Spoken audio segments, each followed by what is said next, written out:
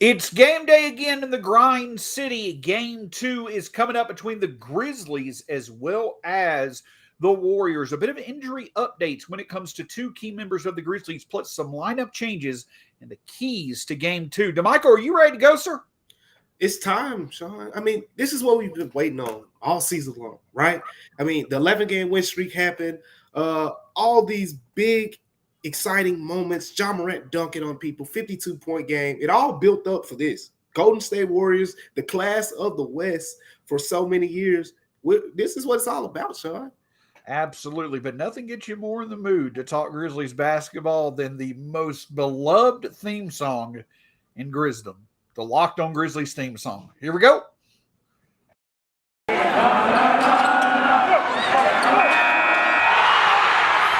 are Locked On Grizzlies, your daily Memphis Grizzlies podcast, part of the Locked On Podcast Network, your team every day.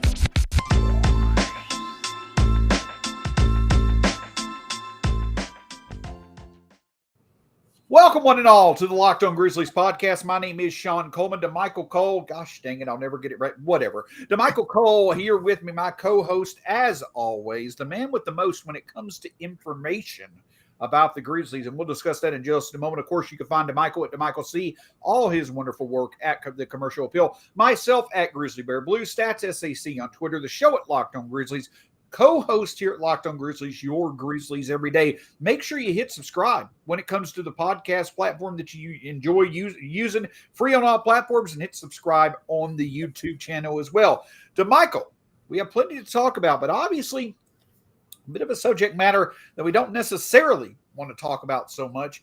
And of course, that is, some pretty hard falls and, some pretty concerning news coming out of game 1. Obviously, I said 2 players, but we'll really get it down to 3.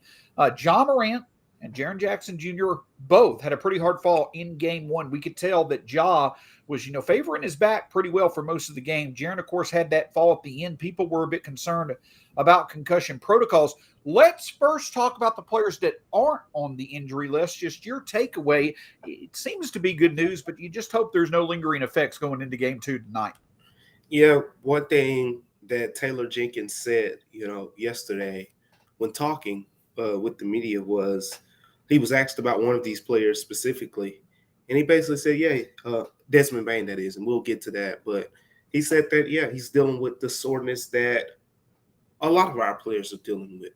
So I think, it's fair to say a lot of these guys are sore from these, these tough, hard falls they're taking. But Ja wasn't listed on the injury report. I think one of the reporters asked him after the game. I always get a kick out of that because at this point, people who have been covering John Morant, Ja Morant can fall on his head. And if he finishes the game, he'll tell you he's fine. So after that game, I think he was asked and he basically said, I finished the game and that was it.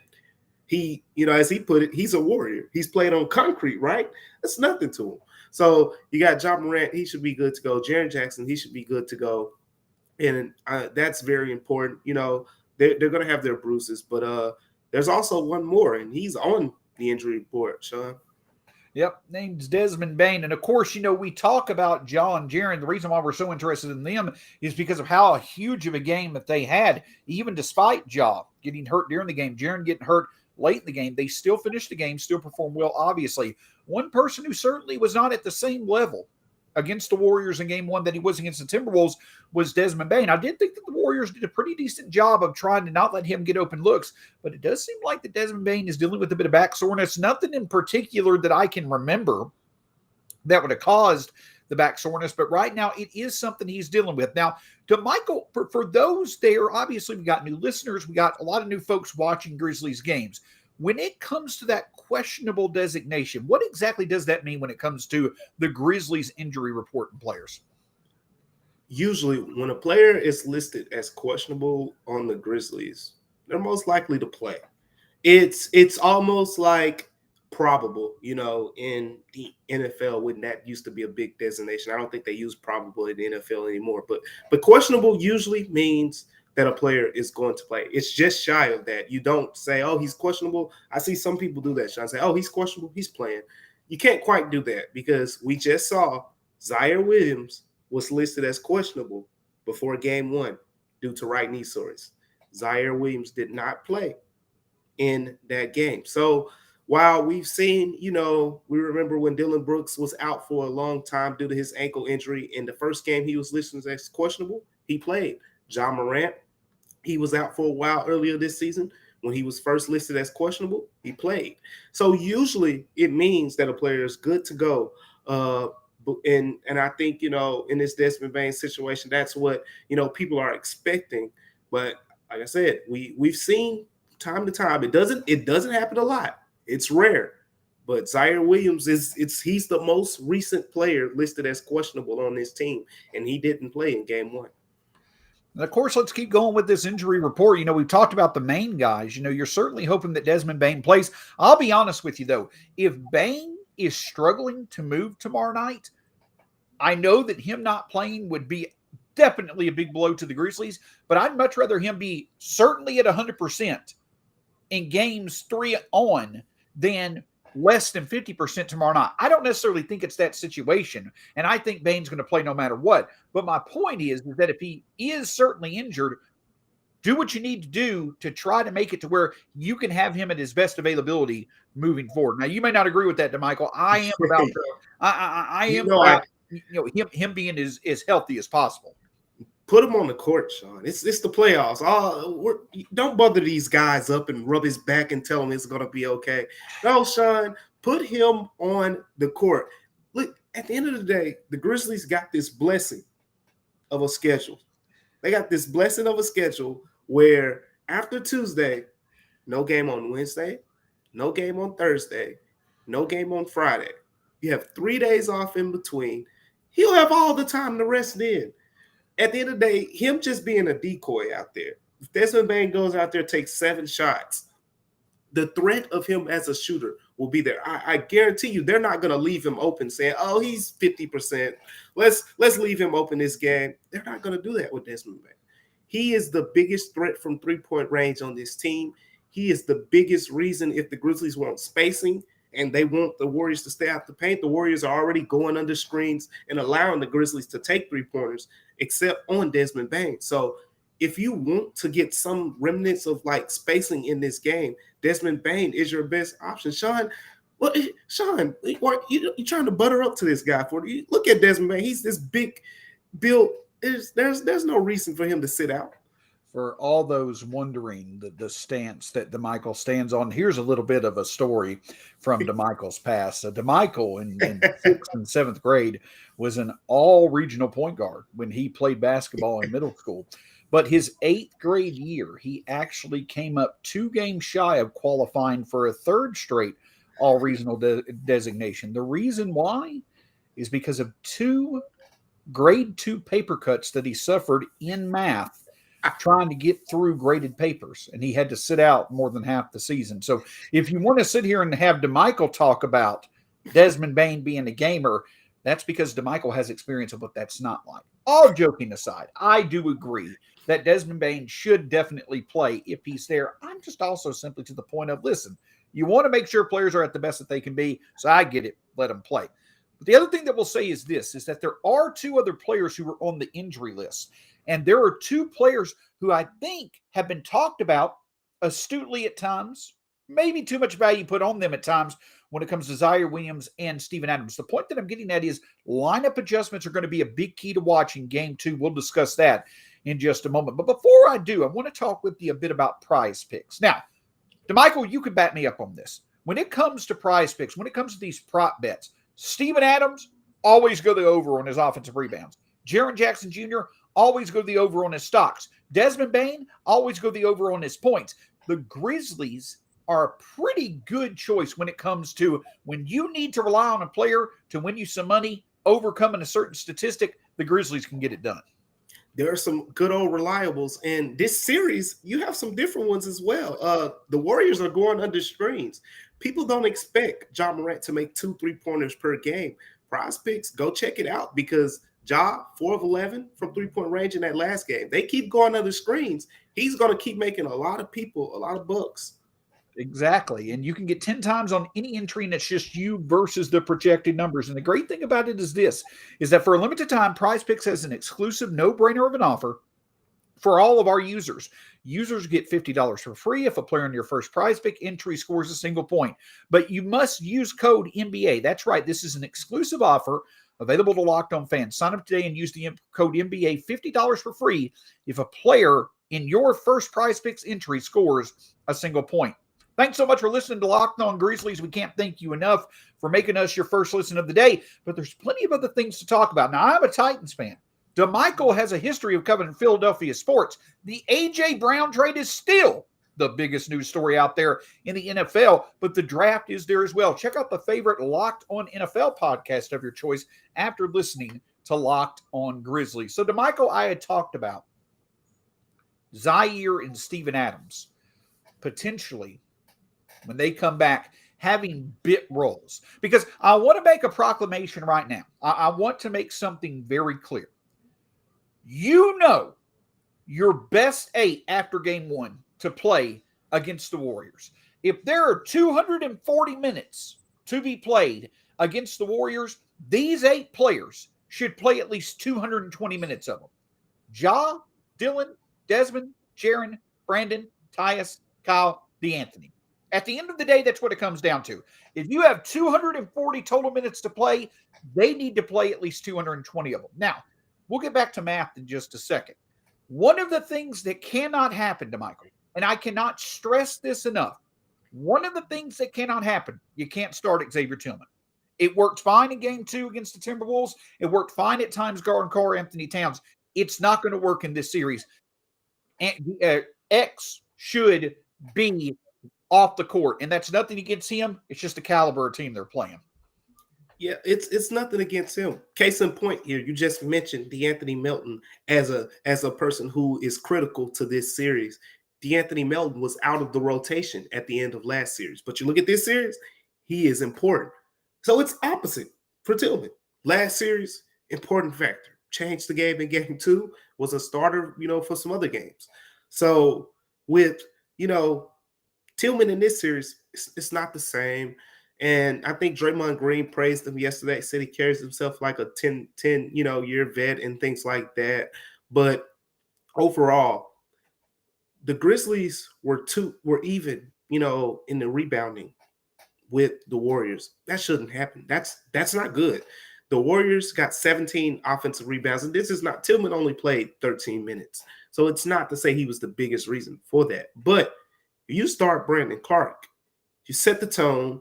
We mentioned how, some people say, it doesn't matter who starts because, Clarke is going to end up playing more minutes anyways. Well, the rebuttal to that is Xavier Tillman played 13 minutes in game 1. He was -10. The Grizzlies lost by 1 point. 13 minutes, -10. Grizzlies lost by 1 point in that game. So you know the math there. At the end of the day, Kyle Anderson is a good option to start because, again, this is a smaller Warriors team. You can go with Kyle Anderson. He's 6'9". He's slow-mo for all his limitations athletically. He rebounds the ball really well. I always say, that DeAnthony Melton has the best hands on the team. You know who I think has the second best hands on the team? Kyle Anderson. Those are the type of guys who are critical in a series like this against this team who loves to pass the ball. You need those guys who deflect passes, who can just break up things, take the flow out of an offense like Golden State's. Kyle Anderson would be my option first as the starter. You can't go wrong with Kyle or Brandon. But yeah, I'm with you, Shawn. Xavier Tillman, nice curveball for last series. This series, it's not the same. And I think Taylor Jenkins used game 1 as a fill-out game. Even Kyle Anderson, we spoke with him yesterday, and I'm struggling to remember his exact words, but he said, game 1 basically is, it's game 1. Like, it's not an indicator of the series. Pretty much like Steven Adams said, it's a fill-out game. So there it is. Xavier Tillman, great curveball last series. This series, he's just not your guy. So, Damichael, I'm going to throw out a stat here to you when it comes to the 4-man lineups for the Grizzlies this year. Of all the 4-man lineups for the Grizzlies that played 15 or more minutes this season against the Warriors, I'm gonna give you a guess or two. Can you tell me which lineup had the best net rating? Of all Grizzlies 4-man lineups? Mm-hmm. What Okay. 4 players were involved in that? I don't think you're going to get it, but you'll get close. I'll get close. Okay. I know DeAnthony Melton had to be in there. Was Nope. he in there? No, Nope. DeAnthony Melton. See, I'm already off. All right. Let's go. John Morant, Brandon Clarke. Nope. Shawn, you know what you're doing. You know what you're doing. So the one that won, and it's crazy because it probably happened in a lineup where the game was already decided. Tyus Jones, Jaren Jackson Jr., okay, Desmond Bane, and John Conchar. Oh, great, Shawn. Now, you know what you were doing. All joking aside, let's get back to what was fun. Kyle Anderson, Jaren Jackson Jr., John Morant, and Desmond Bane. That was the best net lineup of any lineup that played 15 or more minutes this year against the Golden State Warriors. The problem with that lineup is that lineup had an 87.1 offensive rating and a 71.9 defensive rating. So that's good, but maybe not necessarily that great. Yeah. But the point that I will get at is this, is that actually the lineup that played the most against the Warriors this year was Jaren Jackson Jr., Melton, Morant, and Bane. And we saw, Damichael, they went to that lineup. They went to that lineup where they used Dillon Brooks as the small ball 4. This time around, they went Ja, DeAnthony, Dillon, and Brandon Clarke. You can sub in Dillon Brooks all you want to. The point that I'm getting at is start Anderson without a doubt. I would start Kyle Anderson without a doubt because a couple of other things stand out from game 1. When Jaren Jackson Jr. or Dillon Brooks, sorry, I just had a brain lapse there. When Dillon Brooks or Jaren Jackson Jr. were the primary defender on a Warriors player, the Warriors were 9 of 27. Take that ability with the scoring punch of John Desmond, put Kyle in there to make sure you don't have those lapses that cost the Grizzlies game 1. And you've got your starting lineup to work off of. Put Tyus in there when you need to. Put DeAnthony Melton in there to get your energy. Put Brandon Clarke in there to be your third big. But I would start Kyle Anderson with confidence more than anything because his intelligence and his awareness are going to do a better job, I feel, keeping the Grizzlies from making critical mistakes that wound up costing them game 1. I can see that, and I agree with you. I think Kyle is your guy, and simply because he has those long arms, the activity, he can do those things that the Grizzlies want to do in this series. But I'm going to talk about Brandon Clarke a little bit too, because I know there are a lot of listeners here saying we want Brandon Clarke to start. Brandon Clarke was the best big on this Grizzlies team in round 1. Shouldn't he be rewarded? I'll say this. I wouldn't be surprised or against it if Taylor Jenkins goes with Brandon Clarke in this series.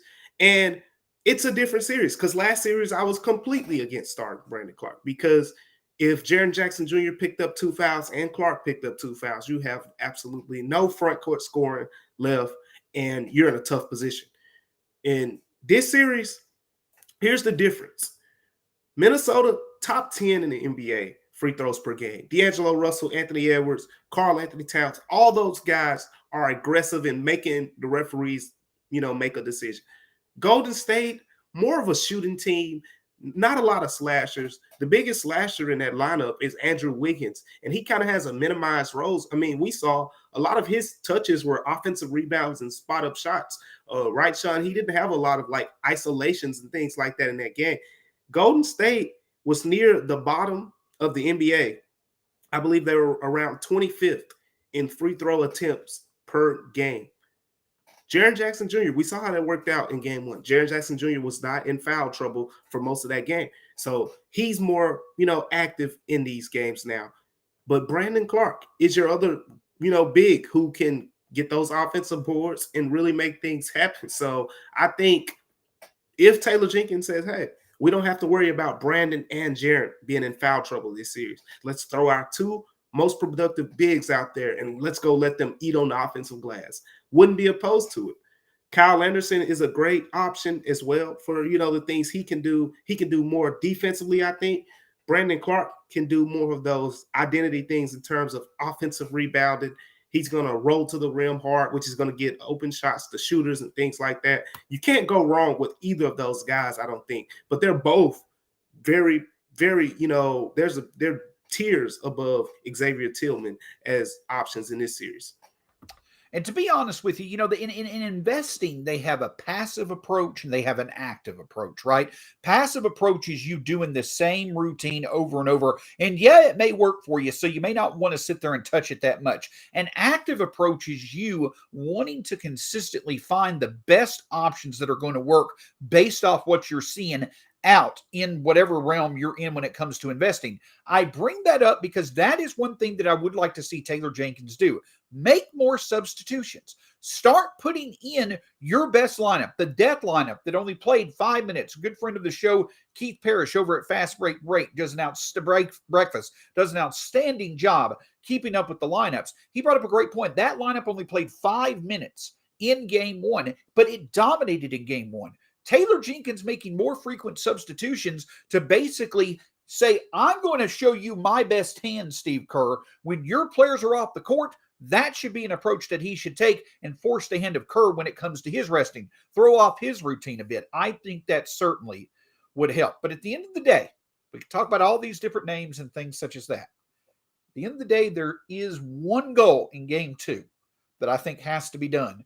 And that's stopping a man named Jordan Poole. We'll talk about that in just a moment. But before we do, one other thing I want to talk with you about, we talked about Prize Picks, but we also talked about betonline.net. Listen, the Warriors had basically the same odds to beat the Grizzlies in this series that the Grizzlies had to beat the Timberwolves last series. Well, regardless of odds, the Grizzlies came off a game one loss last series and put together the most dominant playoff game they ever have in their franchise history. I'd be willing to bet they're looking to replicate that.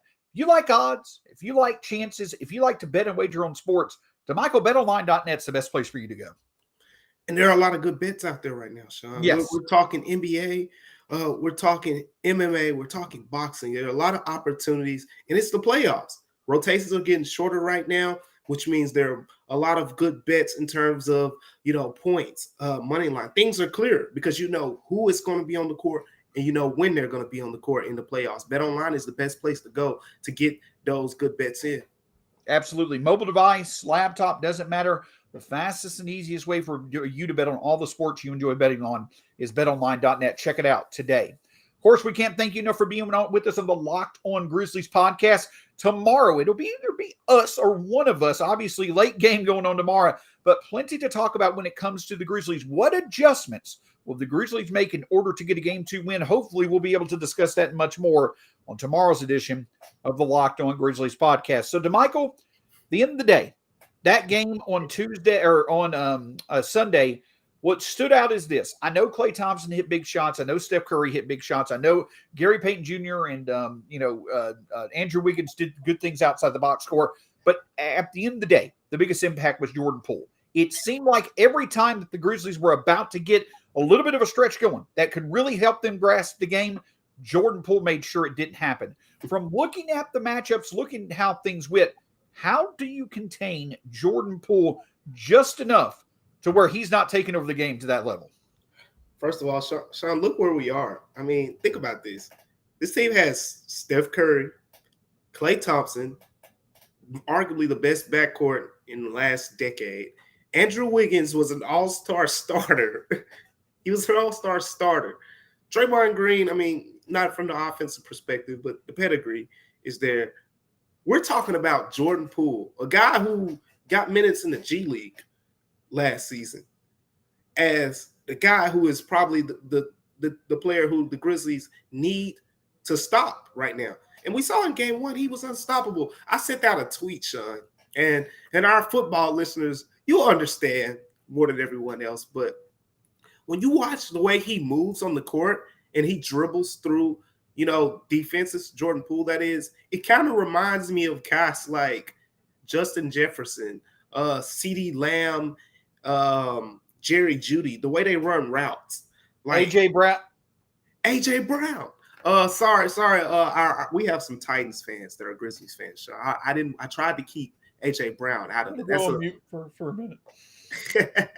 But these guys who cut on a dime, and he translates it to the basketball court. And it's so hard for bigs. We saw in those switches. It's so hard for bigs to stay in front of him because just the lateral ability to just stop so suddenly, you can't prepare for that. And then sometimes you try to guess. You say, oh, he's about to stop. And you try to guess. And he just zooms right past you and gets an open layup. And it's like, you know, the fan and you're watching, and the fans are saying, how do you let him drive past you and get that layup? Well, he stops so quick. It's hard for, you know, players to guess right. But yeah, getting back to the point, Shawn, he's tough. He's tough. He's creative. He's crafty. He's the one guy I talked about how with Steph, Clay, you know, those guys aren't going to, you know, drive into Jaren Jackson's chest and, you know, put him in foul trouble. Jordan Poole is the one guy who could do that. But I like his game. He is now, granted, he is the more inconsistent guy. If you talk about Steph and Jordan Poole, he's the more inconsistent. You know, Steph, 24 points, you know, you could bank on him scoring somewhere around there pretty much every game, even when he has a typical off night. Jordan Poole, he could come back and score 8 points next game. He is more susceptible to those type of performances. But Shawn, when he's on, I mean, it's almost lights out. But the fact that he was on and the Grizzlies only lost by 1 in game 1 has to be a good thing too, because he's a tough guy to stop. Absolutely. And the other thing that stands out is that the Grizzlies just gave the Warriors too many chances. Yep. Lapses on defense, 14 turnovers. That doesn't even count the ill-advised shots. But I want to say this real quickly. Parker Fleming of Grizzly Bear Blues pointed this out, and he makes a very good point. I want to make something extremely clear. In this series, if Dillon Brooks is struggling offensively, the hope is not to get Dillon Brooks off the court. The Grizzlies are not better when Dillon Brooks is off the court. He needs to play smarter offensively, but his defensive impact was felt in game 1 when it came to Steph and Clay. The Grizzlies are going to be at their best this series when Dillon Brooks is playing 35 to 40 minutes. No questions asked. The numbers back it up. The numbers have continued to back it up when the Grizzlies have played the Warriors. But to the credit of those who have talked about Dillon Brooks' game, he's got to make smarter decisions. Make the extra pass instead of the ill-advised shot to set up the best shot possibility as much as possible. That's got to be the goal of Dillon Brooks. Him also being that three-point sniper that he showed in a couple of games against Minnesota would be a huge factor as well.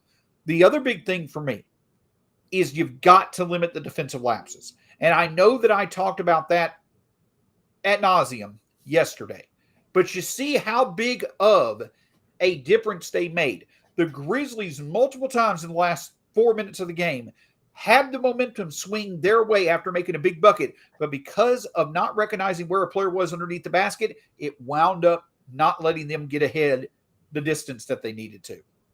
Making smarter decisions to get the best shot as much as possible on offense, not suffering from defensive lapses on defense.